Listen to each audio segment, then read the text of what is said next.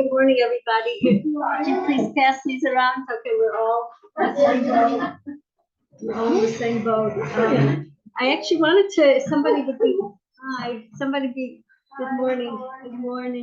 Thank you, Tyler. Good morning. Here's our sources. Somebody would be so kind to read the, oh no, I'm so happy.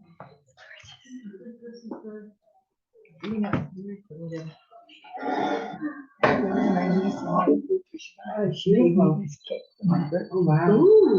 Beautiful. Who made it? Abigail, my niece. Oh, we're recording to the cloud? Oh, good morning, Cloud. Does everyone have, so somebody could please read the first question. I think these questions is as we're talking and going through the Parsha, we could keep it in mind, see where it fits in and see where it like hits us, what part of our heart and what we can take with it home. So there's 3 questions that hopefully with Hashem's help we will touch upon. So we like to read the questions. Anyone? Question number 1. No, why did Hashem lead us out of Egypt in a roundabout path? And what can we learn from this stuff?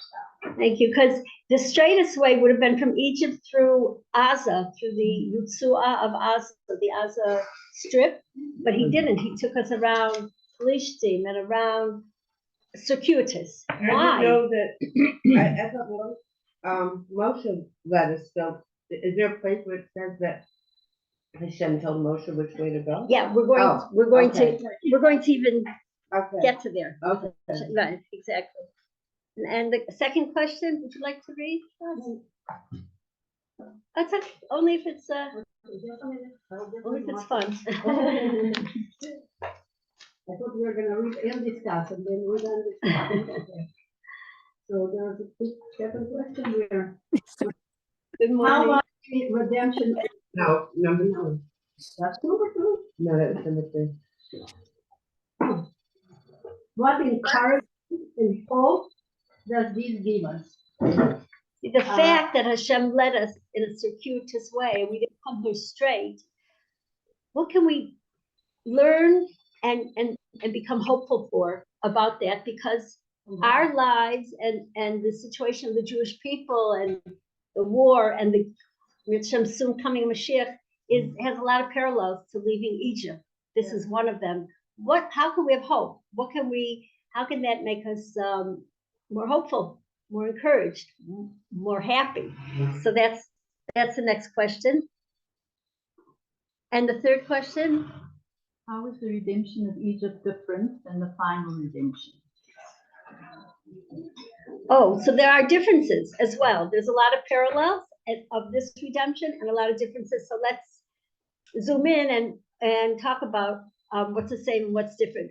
Well, we are going through difficult times, and there's a war outside and inside. The outside, we don't have to even talk about it. We know too much, and Hashem should take care of it. Just today, like Tatiana was saying in Shvat, and it's a time that's right before Adar of Simcha, and Chaya Rachel said to me today that the Barad, the plague of hail. I'm sure there's like either 2 hail. It was strong hail. Each hail was a meteorite, which I never knew. And when Hashem or Moshe said stop, because Hashem told him stop the hail, it stopped midair. Wow. And see like this big hail meteorite. And when is it going to come down to the ground? Well, it's Hashem before Mashiach. So in one split second, when the Barad finishes its job, we'll have no more enemies. We'll have only Mashiach, only Geula Barachamim. And last night a meteorite fell somewhere near Berlin. And yes, and nobody was hurt. And NASA did not want to tell everyone because they didn't know where it's going to fall. So I don't know size, but to scare everyone and to make everybody feel nervous, not knowing where it's going to fall. But we were suggesting NASA should have told everyone to tshuva do tshuva. It's just that's not their task. right. Well, Mashiach hasn't come yet, but for example, they're telling us to stock up on water. Well, another thing to stock up on is Torah and Tehillim, because Tehillim is like money in the bank.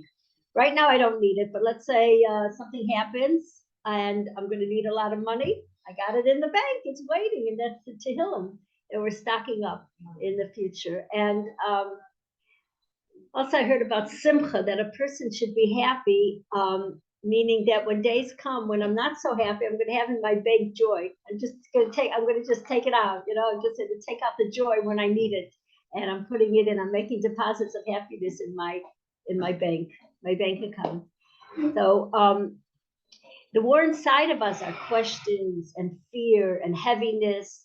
That's the job of the Yetzer Hara, of Amalek, of Paro, of the Nachash, the snake. We're all the same, different faces. Exactly. Hamas, exactly.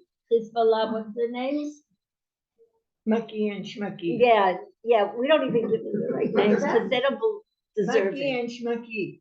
Can you explain? I just made up those names because we don't even want to give them any honor to say their names. You mean the South and North Vikings? Yeah. Cool. They don't deserve a name is like when Adam gave names to everyone. It wasn't just okay, he's a lion. A lion was his whole mahus, and Pesha Miriam is my whole mahus, and parents had Ruach HaKodesh giving a name. So their name is nothing and nothing. The problem is that they believe much more in the Almighty, whatever that is for them, than we do in our Hashem. And that's the reason why Hashem is giving them the whole power. And that's why he'll give us all the power, because we're returning to him, to tefillin and kindness and Torah and Tehillim, all the things. We're so powerful that just waiting for the next step, which is the Gula Barachamim. And so these Chevlei Mashiach is what we're going through. The birth pangs of Mashiach is like Chevlei Leda, and we should have a birth, Barachamim, and we should see Mashiach with kindness. And what's our part in all this? We're not in the front lines, and we're making food for Hashem. God bless you for them. And we're doing what we can. We're saying our Tehillim. And the fight is more in Shemayim. Down here, it's just showing what's really going on, the Ruchnius, which is the real war. Like the story of Purim. It was decided in Shemayim and it was played out down here. But once we changed and did Tshuva, so the script changed, and and Haman, or we want to say today, Buchi and Buchi or whatever, Mucky and Schmucky are just the we call puppets. Thank you. And so once the director changes the script, everything falls in place, like the barrage falls, and we have the Rachamim. So there was a soldier that was killed in the war. And he came in a dream to his mother, who was sitting at the kitchen table with his brother. He had a twin brother. They're sitting at the table, and then he walks in. So she asked him, "Is this for real? Are you really here?" He says, "No, Mom. This is a dream. I'm there." "Why do you look so tired?" He said, "There's a big war going on in heaven. It's the war between the good and the bad, and we're here to facilitate and to tip the tide with every word of Tehillim and every smile and every feeling of Amunah, because what does exactly Yetzer Hara want from us?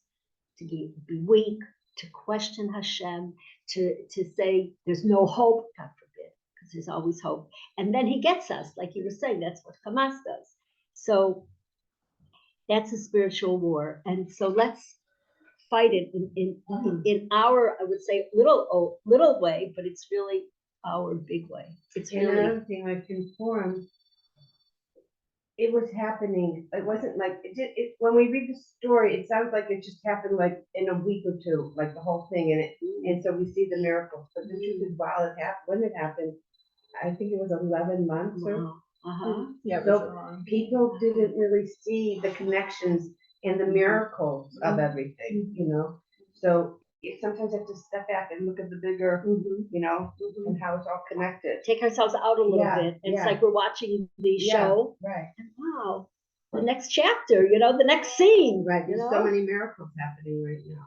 You very know? many. And Yeah. we have to, it's good to remind ourselves and each other of the miracles because it's exactly one of the ploys of Amalek. Hashem never did anything good for you. Right. He never helped you. He's not interested in you. You're alone. He went to, you're alone. Give up. There's nothing else. Or just do what you feel like doing because Hashem's not taking any pride or interest in you. And that's the farthest of the truth. He cares about The whole each point one. that the Jews are enlightened from inside. That's why we cannot, like, I don't know, but I think not very few people feel that way. I mean, maybe you something, but then in general, we know that we are called for a response because that light is inside of us. So it doesn't matter what they do, but actually it's another fact. Because what they're doing right now, we get more fire and more light out. Right. The darker, and then Yeah, that's We the light it. reason. That's the reason everything is happening because everything, even bad and good, everything got happened from Hashem. From Hashem and for wants good. us to be together. He wants us to get that whole light out. So we are being excited, united, like pushed against the wall, by the bad, by all the that dark. stuff. Yeah. And now the Jews, like, we heard about it, just like keep looking, it's like, oh my God, the vultures. Everybody wears tzitzis. Yeah. The feeling is like, what is it like? Uh-huh. Can you imagine ever the Chabad people trying to put the feeling one by one? Yeah. And now they're please doing give it. me more, give Yeah. me more. Like Wow. people who are totally unrelated, totally not secular. Uh-huh. And you just, every time I see one of those videos, you know that. It's just I have it personally. My neighbor gives food to the soldiers in the north, like every Shabbos. And so sometimes they come to pick it up right under my house in Sal number 7. And one soldier, he's an older man. He could be 50. He's a soldier. And he had not put on tefillin since the day of his bar mitzvah. Now every Friday, when he comes, picks it up, he asks for tefillin, and he says none of his friends in the army know about it, so not to tell anyone, you know. And one of them said, my wife doesn't know about it, that I've been putting on tefillin since before the war. And I have a good excuse. I'll tell her, well, the war, you know, brought out, like I was afraid, and I turned to Hashem, and now I can finally tell her.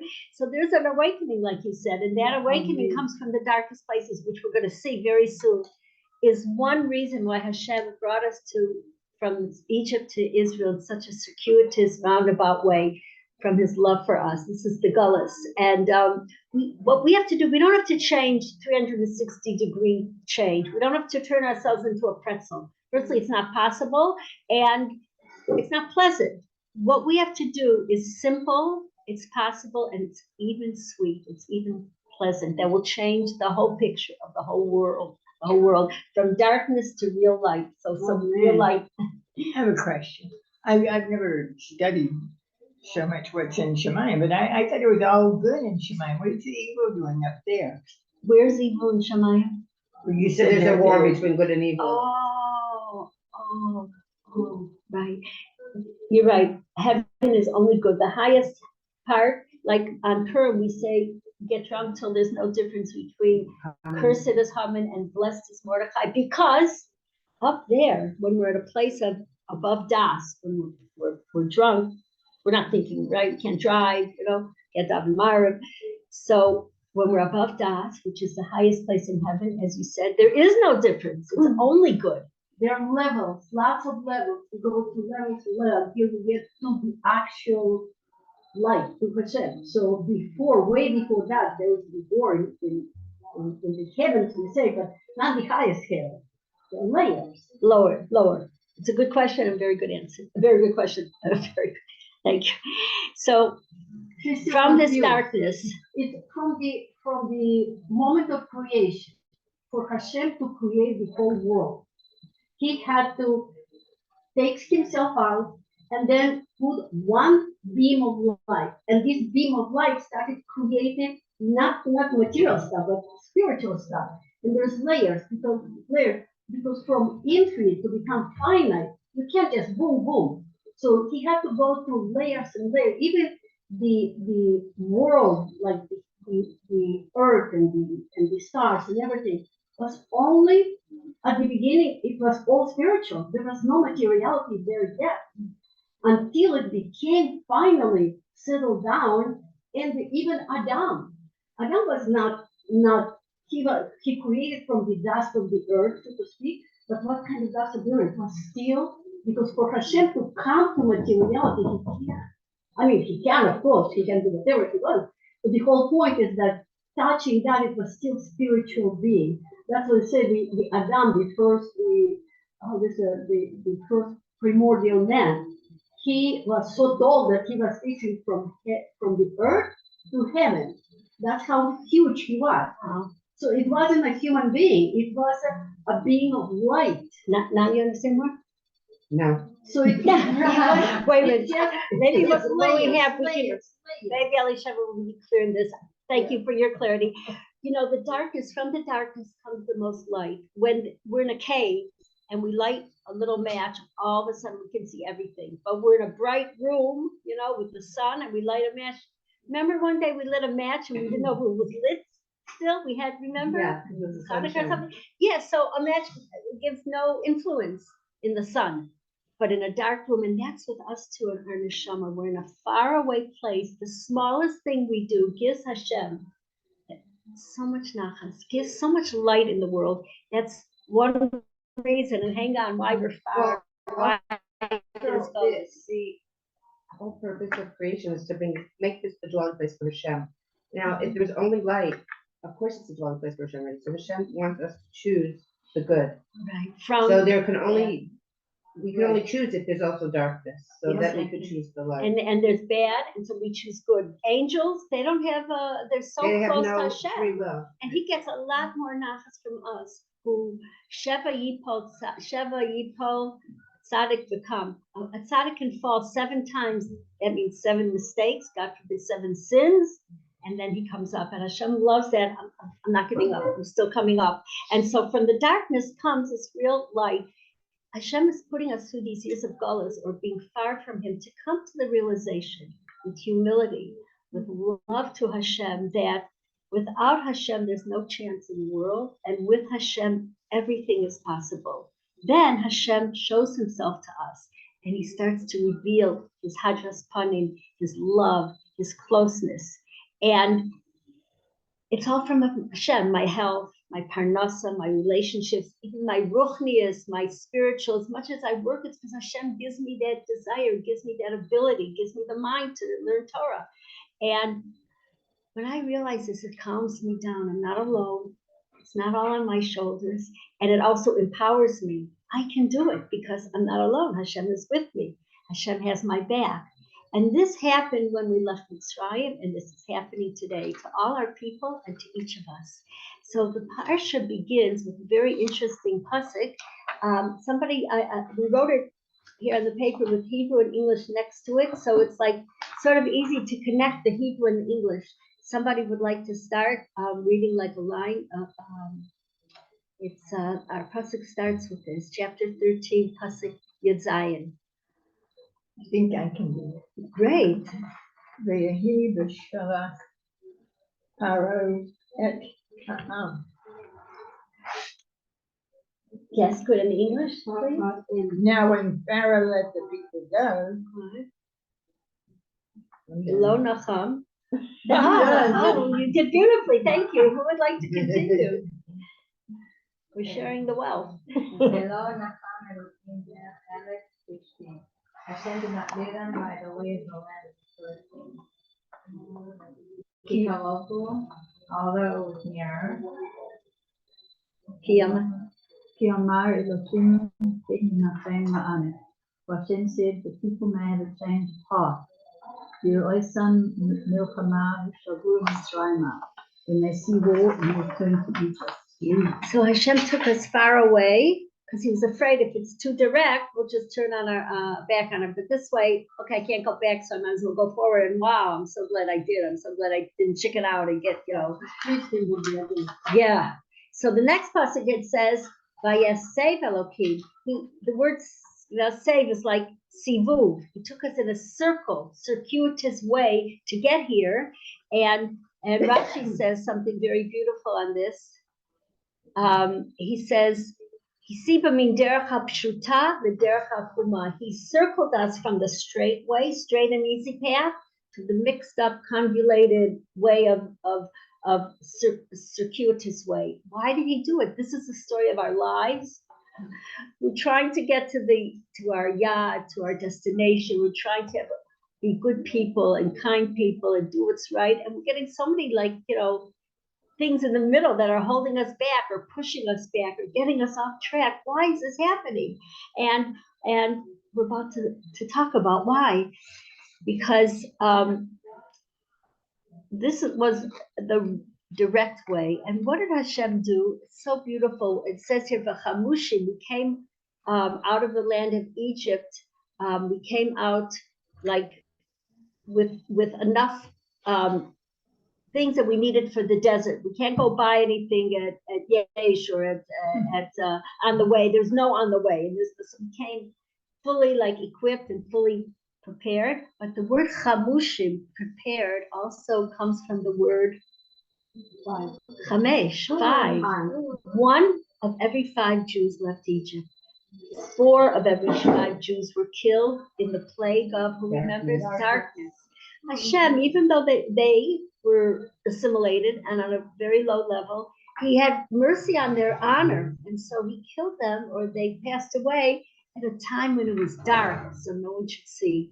And to honor the Jewish people and to honor those who passed away, his love. It's not only because he greets us, it's also because they were not ready to go to slaughter these sheep. Right. They weren't ready for that. Thank you. Yes. To idol worshippers that Thank slaughtering you. the sheep was completely beyond them. So that's Right. So that's what happened. But this gula is going to be different. Hi, there's the paper. yeah. Thank you. This gula, this redemption, the final redemption with Rachman is going to be different. Not 4/5, not 3, 2, 1/5, not one Jew. Not one Jew is going to be left behind. And that's the reason the Gullus is lasting hundreds of years. It could have been, done job. But Hashem is saying, no, I'm not going to send Mashiach until every single Jew in the farthest lands will come back. And no one's going to be left behind. From his rachamim, we have the Gullus. So this is the reason. But you understand that does not give us the tranquility of the thing. Oh, okay, I'm going to be saved anyway, so, right? It's not true, because in the heaven, when you get there, you will be lost without Torah.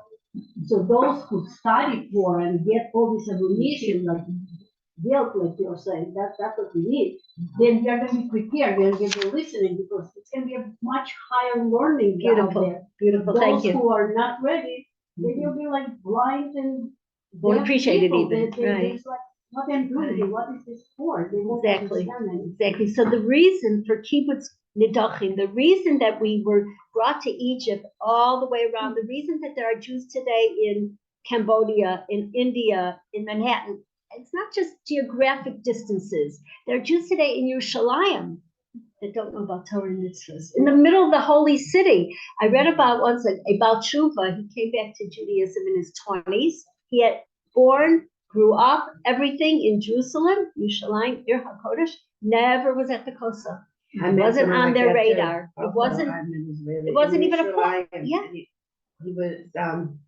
a waiter at a nice restaurant in Yerushalayim, and talking to him. This was several years ago. He said he'd never been to the Kosa. I was so shocked. Yeah. It's not in their dictionary. It's not that I'm against going to the Kosa. What I did, This one's something to do with it. Yes, true, for different reasons. Yeah. So, Although I read a girl on an airplane, and she was from like some people, some later, and she never heard about Chabad. Oh well. Wow. Chabad. That's right. Wow.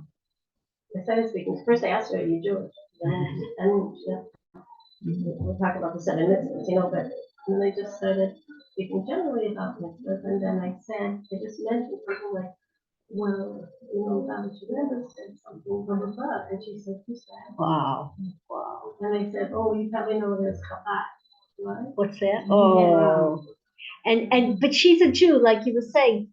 Tatiana was saying about her growing up in Russia. We didn't know about Judaism, but we were Jewish. And the Jewish soul could be generations not knowing that they're Jewish. Right. And they're so Jewish. And I they come didn't back know to that Hashem. until I was 18 and a half. Wow, wow. See how Hashem He was not able to his believe, kindness. reveal to us that they were Jews. I didn't know I was Jewish until they didn't know we were Jewish. Wow. It was impossible. What country were you in? Siberia. Oh, wow. No, I didn't write the book. That's. But you should. Miriam So I Kraus. want to go. I want to go from the Vayasev Elokim Nasam. Why did Hashem bring us this way? It's the Godel HaTiltulim VaHaYisurim. Hello, hello, welcome, welcome.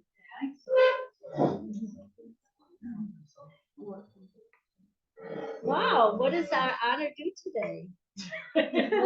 Wow. I've done a good deed. Which one? I don't know. What you must have did. I don't know. Should we stand up? Salute. Judy just walked in. I'm explaining to our dear friends.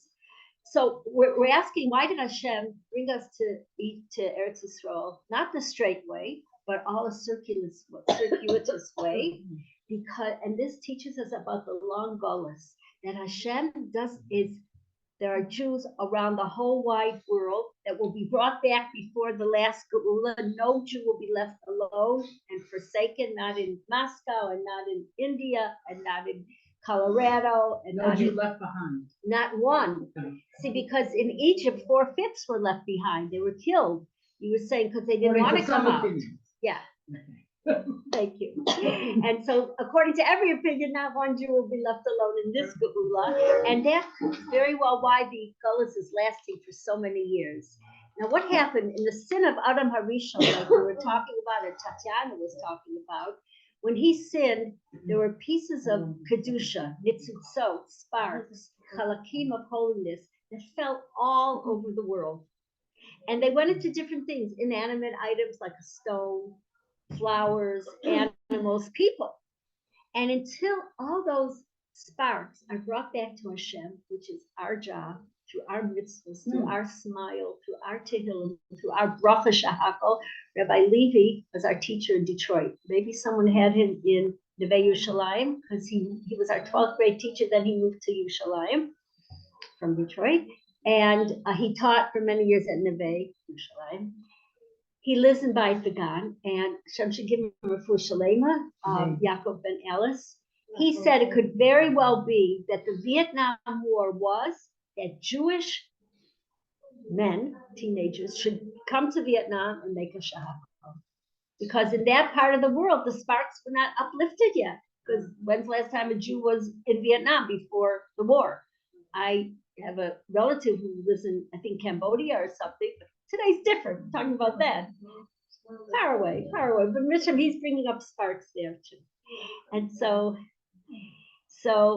that's what Rabbi Levi said. It's not just physical far off places, like he said. Our heart and our soul could be so lost in Gullus that we could be in the middle of Saraya. We can be in the middle of Meisharim. We could be in the middle, but we're so far. We're full of, God forbid, doubts and fear and anger and questioning Hashem and heaviness and sadness.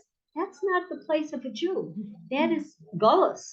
That's the exile of a Jew. The place of a Jew is with Hashem. So it goes on to say that there are far cities that Jews are very, very far. There could be one or two Jews in the city. Remember last week our story about somebody gave a bris milah to a Jew? He was in a village. He was the only Jewish family in the village. He was so far from Hashem that he didn't have time to come to the bris of his son. Remember, it was Erev Yom Kippur. He was out in the field working.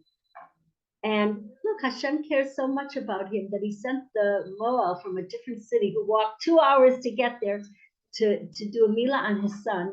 And then Eliyahu became a whole long story. But he was the only Jew in this village. And Hashem sends them very far away. And then, let's picture them when they were in Yerushalayim. And Hashem's Shechina and his face was lit on the Jews of Israel.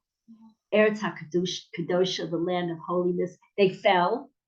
They fell away from Hashem. They even rebelled, God forbid, from Hashem. And they were sent into Golus. How are they going to come back now? They're amongst the nations. The impurity, the influence of being far from Hashem. Now they're going to return to Hashem if they didn't when they were home. So that's exactly the point. This is exactly the point that can give us, like we asked in the first question, and second, encouragement and hope. Does this give us? Because you would think, make a kavachomer, if he wasn't close to Hashem, living in Yerushalayim with the Beit Hamikdash. Now it's destroyed. Now there's Golas. Now he's in the middle of Kansas. Now he's going to come close to Hashem. Yes, because remember that light, that little match that's lit in a dark, dark room in a cave, makes the whole cave a light. But if it's lit in a sun, you don't notice the match till you feel it. That's what happened to me that day, until I felt something like, what? There's a light, a match lit? And these are the Jews that are in Gullus. And all of them are going to come back. Ki kasha lavin inyan hagolas. It's hard to understand this whole idea of Gullus. How are we going to come back? Because how are we going to have any hope that in faraway lands or faraway places in our heart, when we're far away, and how are we going to come back? And Hashem has it all planned with his love. He shows us his revealed love, and now he's hiding his revealed love. So we might think Chas v'shalom in these times, he's angry at us, God forbid. He gave us a war, Chas v'shalom, because he's angry and wants to revenge. And every single Jew in her life, in our lives, feels this. We feel this, that after falling and even sinning, how can I ever come back? I'm in the lowest place. I'm afraid. I'm giving up hope. But emes, zeniflaos tamim deim. These are the miracles of Hashem. And it's Yerida v'nefila ha'ovim ha'kol echem Yisrael, the Yerida and falling that happens to every Jew. Nidma lahem ki efes tikva. We think there's no hope, Chas v'shalom. But that is the hope that Hashem gives us. Why? Because down deep, each and every one of us is a pure Jew with a nekudah, a pure piece of our soul that wants Hashem. Okay, he's hiding. Okay, but how am I going to return to him? Because we might think that he doesn't like me, or he forgot about me, or he put an X on my name. So basically, what's left? To give up. Everyone asks themselves this. Nidma lahem ki efes tikva. But we should know that each and every one of us down below, down beneath, in the lowest, truest places wants Hashem. Every one of us at this table, and every one of us anywhere in the world, every Jew. Like Tatiana was talking about, every Jew has that Jewish, she grew up in Belarus. Sof kosov kulam yachzeru Hashem. Hashem Yisbarach Choshe Machshavos. Hashem is thinking, how can we bring back every single Jew? And this is the big question. What's happening in our lives, the war, and what's happening inside of us, the war between Amalek and me, and the war between the Nachash and me, it's a paradox. Because when we have great siyata dishmaya, and I have a lot of money and a lot of honor, and I'm doing well in business, and I'm very high, flying in ruchnias, Yetzer Hara comes, the Nachash, and says, you are great. Look what you built with your 10 fingers. You've come from nothing, from being a pauper, and today you're like a millionaire. And you're so holy. And your children, you have an empire of holy family. You deserve a standing applaud, not even a sitting. You deserve a standing applaud. And you are great. And then even we start to believe him without even noticing. We start to believe him. This is the Nachash that's been whispering this in our ears since the week of creation. I deserve a lot of credit. What happens when it's me and it's Gaiva? Remember, Hashem and a Gaiva cannot stay in the same place. Gaiva, pride, arrogance. A person could, God forbid, lose our appreciation for Hashem. We start to forget, I can't do anything. I can't move my finger. I think the Mishnah says, without Hashem saying, move your finger. Without a malach that says, grow, move. And we start thinking, I can manage just fine without you, Hashem. Look, I built an empire. I have enough money for 3 generations, for 3 lifetimes. Thank you, Hashem, but he's not in my vocabulary anymore because I'm just doing fine without him. We forget all the kindnesses and all the help that he's done for us as Jewish people, as an individual. Because Amalek comes and says, forget, Hashem never did anything for you. He doesn't think about you. He doesn't care about you. And that's the biggest danger of Hatzlacha, that we feel gaiva. And then we go into Galus. Hashem sends us into Galus not out of anger or out of revenge. He sends us into Galus because he loves us and wants us to come back to him. Wants us to come back to him. Wants us to come back to him. She's a yummy, yummy, yummy. Dini yummy. Good. None of this is our inner truth. Our deepest, most true place in our heart is what? To feel Hashem's closeness, to feel his love, to believe and feel I am not alone. That's our geula. That's our redemption on a individual level, and that's going to be our redemption as a nation. Hashem is always with me. He knows what's good for me.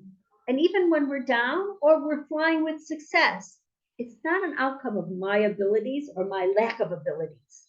What happens is Hashem is communicating, telling me, my dear Maya, my dear Judy, my dear Pesha Miriam, I'm with you. I love you. I'm holding you. And let's do it together. We learned this from Shlomo HaMelech in Koheles, chapter 9, Pasuk Yud Aleph. He says, the race is not won by the swift. Very poetic language. The race is not won by the fast runners. The battle. What? The turtle, yeah, to get there. The battle is not run by the strongest and the violent.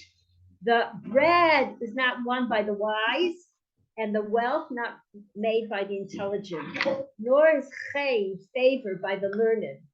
What is it? It's what Hashem decides to give us. It's all from Hashem. In other words, no one succeeds because success comes from Hashem when he wants to give it to us. And we see this all the time. The wise people, smart guys who thought they're going to make it, they were the best in their high school, best in their college. Nothing. And the schleppers that just made it, got through, by the skin of their teeth. They're like big time. Our place is to be with Hashem, not to be alone. Because Hashem is our kind, loving Father. He wants us and he loves us. Which reminds me, last week we spoke about when Hashem jumped over Pesach. Remember Pesach? Who Pesach, he jumped over the homes of the Jewish people because we put on the mashkot, on the door post, a sign of blood. And then he knew a Jew lives there. It's interesting, we put it on the inside. No one could see it because Hashem doesn't need signs. He has x-ray vision. It was for us. When we showed the Amunah, we took the God of the Egyptians and slaughtered it, put it by our bedpost before. We showed the faith, and then Hashem says, you believe in me, I'm going to come through big time. And Pasach means lidalei, to jump or to dance. And I'm sorry, what does it mean for there? That's what the stuff is open, and Pasach is with the round thing, a samach. Oh, that's like Pesach. Yeah. But we can learn from it because when it sounds alike, it's often very, very connected. Maybe even always. So Sasa Verlate from Sasa, when he was telling this story in this Parsha last week, when Hashem jumped over, he said Hashem jumped and danced when he got to the home of a Jew. And he said, here lives a Jew. And Moshe Sasa got on the table and started dancing. I don't suggest that, but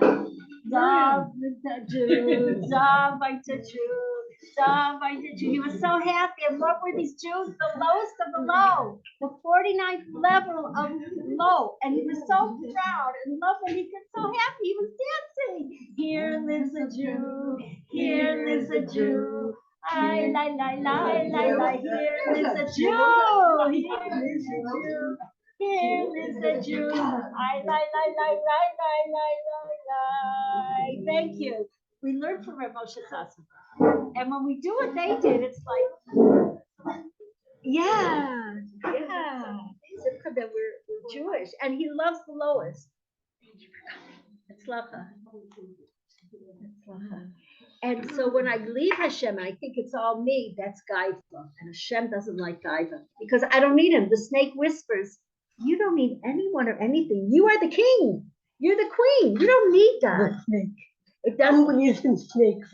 Yeah, Who believes in snakes? You're right. Who believes in snakes? Too many of us. It's like Listen to Dini. And Moshe hit the ground, and this stick came into a snake. That was the nation of Hashem. But who believes in snakes? Anyone who believes in Hashem doesn't believe in God. Thank Exactly. you. Yeah. It doesn't come from evil. The symbol of darkness. Pharmacy. We don't even realize we're agreeing with it. We don't even realize we relinquished our closeness to Hashem down deep we want it. And Hashem doesn't leave us though. He doesn't leave us for 1 minute. So what happens? Golos and Nisyonos. Not to revenge us, but to bring us back to him. To remind us, look up to heaven. One Rav said, every morning when we wake up in the morning after Moeda Ani, we should look up to the heaven. To remind us, to have our eye on the ball. Why are we Exactly. here? Right. And how much Hashem loves us. Right. Both directions. Right. That's When our you say connection. audio, like Hashem, you saw that every single word we say, Yeah. Jewish word, like I'm a Jew, right? Every love it. Jewish word, Uh-huh. Hashem gives us the power. Beautiful. See, Hashem, and is so happy and proud of us. Yeah. And loves us. And so, to finish, I want to say that then we can see with our humility that everything is from Hashem. Nothing is teva. Not that I'm drinking water. Not that I woke up. They were saying Teva. Teva, Hashem is above Teva. Good morning. Good morning. There was a small village in Russia, and one morning, one of the villagers didn't wake up. The whole village was like aghast and troubled and upset. And one rabbi in the village said, wait a minute, what happens when a person wakes up in the morning? Are you excited? You say, wow, I woke up today. Thank you. I wake up with a storm. They say, well, thank you Hashem for giving me a neshama. Good, beautiful. I wake up with a song too. I'm going to share my song with Dina. You could listen. I have 2 songs for Moeda Ani. During the week, it's Moeda Ani lefanecha. Yeah. You know how I say? Everything gets. On Shabbos, I have a Shabbos tune for Moeda Ani. Moeda Ani lefanecha. Nelechai. That's my Shabbos Moeda Ani. Lekam Wow. Shabbos. What's your Moeda Ani? My Moeda Ani, Secrets from I would wake up and I enjoy it, like I put on music, and I say Moeda Ani with Necha, and thank Hashem for giving me a neshama, and my song to Hashem. They're It's dancing my in darling. heaven. They're dancing in heaven. It's my for darling. you. Wow. You know, you thank Hashem by dancing, and Hashem jumps and dances over our house. Here is a Jew. Yismach Yisrael Bosav. The Jewish people are happy with our Creator. Yismach Hashem b'masav. In Tehillim, both of them from King David. Hashem is happy with His creation, and He loves us. And I have a story that you're going to love because I love it, and we have the same taste. But before I get there, just from the Parsha, that it says in Sikta Rabosai, Parsha's Bo, B'shah shemelech HaMashiach niglah, Omer Anavim, he gives a man gulaskan. When Melech Mashiach should come today, Bezrat Hashem, he says, humble people, Anavim, Anav, humility, humble people, the time has come for your geula, for your redemption. What does it mean, humble? It's not me, it's not my mind, it's not my strength. Who gave me a mind? Who gave me money? Who gave me cough to get up to sing Moeda Ani? It's all from Hashem. Humble people. Humility is a great, happy feeling. It says in Yeshaya Chates, Pasuk 19, Yaswa Navim Bashem B'Simcha. Humble people will have an increasing joy in Hashem. What gives us such joy? This humility. Because we leave the mind frame that I have to succeed. I have to succeed big time to prove to others that I'm successful, or to prove to myself. Here, a humble person, I don't have to prove anything to anyone because it's not just me. I can't make it alone. Ein lanu isha, ein kiyum alavinu. It's Hashem. So I don't have to push and fight and be in competition. And when I'm finally up there, figure out how I'm going to stay up there with votes and the likes and so sheker, and it takes so much strength and so much, like nerves and so much like, who needs it? Hashem is taking care of me, so I don't have to prove anything to anyone. And it's not just a problem. Ella albinu shabashamayim. This is life. We have to rely just on Hashem. And that's what brings us close to Hashem. That's what gives us our strength and our inner calm. That's what's going to bring Mashiach. We have a Hashem who loves us and believes in us. Rabbi Munasecha, how great is your belief in me? Hashem saved us throughout all the generations. He saved us throughout all the years. Everyone can remember when they were poor, now they have money, or when they were sick and now they're well, or whatever. He takes us. It's not like the Nachash that says, he never cares about you, or he whispered, eat from this tree and you'll be like God. No. We thank Hashem constantly for his nisim and his tovos, and from the Tzirei Leda should come Mashiach B'Rachamim. So we finished and we answered the 3 questions, I believe, and the last pasuk that we read so beautifully, 1/5 of the Jewish people came out of Egypt, but 5/5 are going to come out of this gullus. And I have this amazing story that I love. I wish Dini would be here. Baal Shem Tov heard about a boy, 13-year-old boy, that all the angels, thousands of angels in Shemayim, stood up, clapped, and said, Baruch Hu es Hashem HaMavorach to him. Who is this boy that Baal Shem Tov heard about? A 13-year-old boy. Let's go meet him. So they get into their horse and Agalah, and they're going to meet a 13-year-old boy that all the Malachim clap for him and daven for him, and daven with him. Let's meet him. He's probably wearing white. He's probably very holy. He's probably at the Kaisel or in Hebron. Where is he? The Baal Shem Tov wanted to meet him. So they get into their horse and buggy and they go to a farm.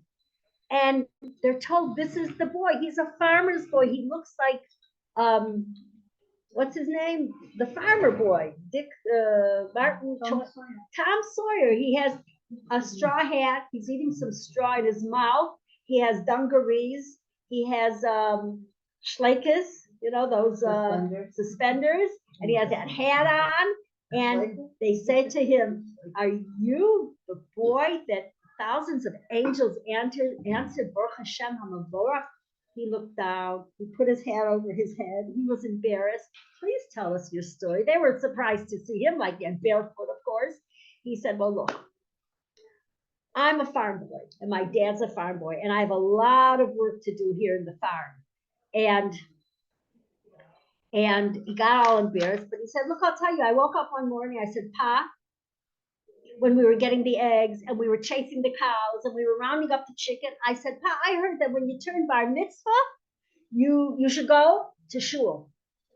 And what? Pa said, when the day of the bar mitzvah, you should go to have a minyan. Pa said, we don't have time for that. We're working on a farm. It's not for kids that work on farms. I begged him. I said, Pa, please take me to town just one day today. I want to daven in shul with a minyan. Pa said, you don't even know how to daven. You don't know how to pray to Hashem. He says, yes, but once we had a guest and he said, Baruch Hu, and I know how to say Baruch Hu es Hashem HaMavorach, please take me. Pa said, look, we have no time for that. Maybe down the line, down the road, in a few years, I'll take you. I have an idea. The day you get married, we'll go in town. You'll have a bar mitzvah, you'll have a wedding. We'll, 2 stones with one. And it'll be cheaper that way. We don't have time. We have money. You ain't davening with any minyan. Now get out to those cows right away and bring in the sheep. Goes out to the barn. He looks up to Hashem. Says, Hashem, what should I do? I'm just a kid. I'm on a farm. For me to get to shul, I have to get on a horse and drive. I don't know how to get there. I'll get lost. I don't know what am I going to? Suddenly he has an idea. He walks into the barn. He says, wow, a minyan is 10, right? See, he never had bar mitzvah lessons. He never went to cheder. He didn't know it's 10 men. It's 10. So he starts to count. Oh, there's a cow, an ox, 3 chickens, 4 sheep, the watchdog. What? We have a mule here. He drags them all into the barn. And they're not being good mispalalim. They're making noise. Hong Kong, meow, move. They're making a lot of noise. He says, everybody be quiet. He takes a pail, he turns it upside down, and he stands on the pail, barefoot, farmer dungarees, straw hat, and he yells out, ba, ba, ba, Baruch Hashem HaMavorach. And they answer, moo, away. And he's so exciting. I got a million. Just everybody doesn't panic. Tonight at 5:05, there's supposed to be a horn test for the Northern Command, which is over a day before, so we hear a bunch of sirens at 5:05. We'll say, Baruch Hashem HaMavorach. Thank you. The Baal Shem Tov said at that moment, when all the animals answered, moo, moo, thousands of malachim in heaven said, Baruch Hashem HaMavorach La'olam Va'ed. The moment we think in our lives, it looks like we're in the barn, in the pits, surrounded by animals and some straw, and it's cold, no one's there to help us, that's the Borchu, that's the Shira, that's the Shira of Parsha's Shira, that's the Shira of us to Hashem. And all the malachim answered to this boy. That's my Baal Shem Tov story. Thank you so much for Thank you, Dini. Thank you for adding so much. Your Moida Ani is so exciting and happy. Thank